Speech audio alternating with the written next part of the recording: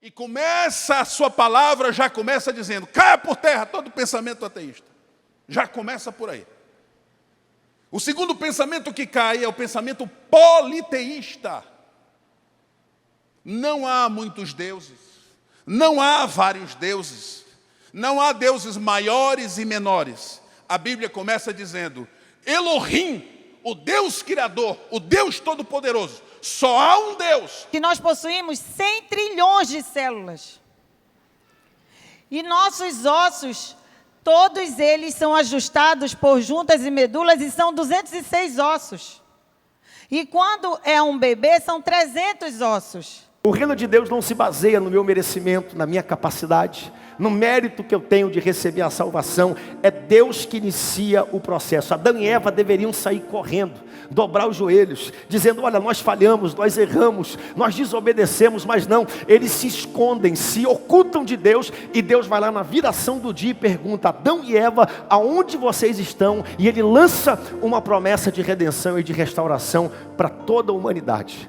Esse caminho de Caim, Caim ele representa exatamente o homem que resolve virar as costas para Deus e andar totalmente contra a vontade de Deus e não querer mais saber de Deus na sua vida, mesmo Deus sendo bom com ele. Você pode ser minoria, mas você com Deus, a gente diz, com Deus é maioria em qualquer lugar, não para subjugar o outro, mas o medo não é eu vou ser contaminado pelo mundo.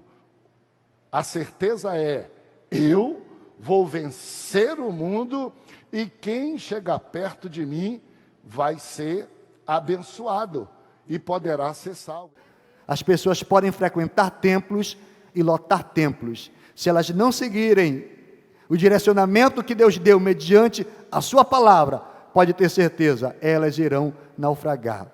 Mas aqueles que permanecerem firmes na direção que Deus apontou para nós, esses serão salvos para a glória de Deus. Nós vamos olhar como Deus trata, de vez em quando o nosso coração se sente arrogante, autossuficiente, como se não precisasse de Deus, ou como se quisesse ser igual a Deus, ou como o humanismo prega que nós somos os próprios deuses da humanidade. Nós vamos perceber aqui como Deus trata, e isso, gente, acontece por toda a história.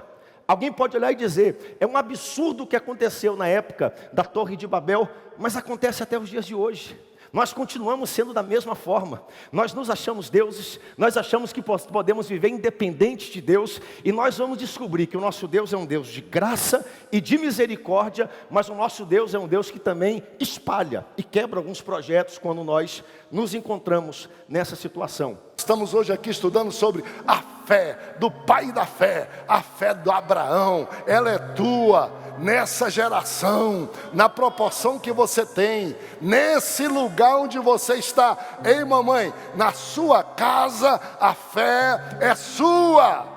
Ei, papai, na sua casa a fé é sua. Ei, senhor empregador, na sua empresa, viva a fé de Abraão. Até esse ponto da história, Abraão era amigo de todo mundo. Até esse ponto da história, aonde ele chegava, ele era benquisto, porque ele era um homem que abençoava as pessoas, chegava com a sua herança, se comunicava, não fazia inimigo de ninguém. Só que quando Abraão foi lá, pegou o seu exército, desafiou os 4 reis do norte, a ficha caiu na cabeça de Abraão. Eu fiz inimigos daqui para frente. Esses homens não vão deixar barato. Eles vão, quando a fama souber que eu, sem um exército treinado, com 318 homens, venci 4 exércitos, e ele fez isso, não porque ele merecia, porque ele era bonito, porque torcia pelo Remo, pelo Paysandu. Ele fez isso porque a mão poderosa de Deus estava sobre a vida de Abraão, guardando e protegendo ele nos seus caminhos. Um ensinamento do anjo que disse, não olhe para trás, siga, salve, escape-se por sua vida. E a Bíblia diz que no caminho, o coração dela, assim como o povo de Israel, desejou voltar. O que diz, olhou para trás quis voltar, sentiu falta do ambiente em que vivia. Quais eram as circunstâncias eu não sei, e nem posso julgá-la mais do que isso. A Bíblia diz que como era uma região de sal, ela se tornou numa estátua de sal. Seguimos nossa jornada de estudo e cópia manuscrita da Bíblia.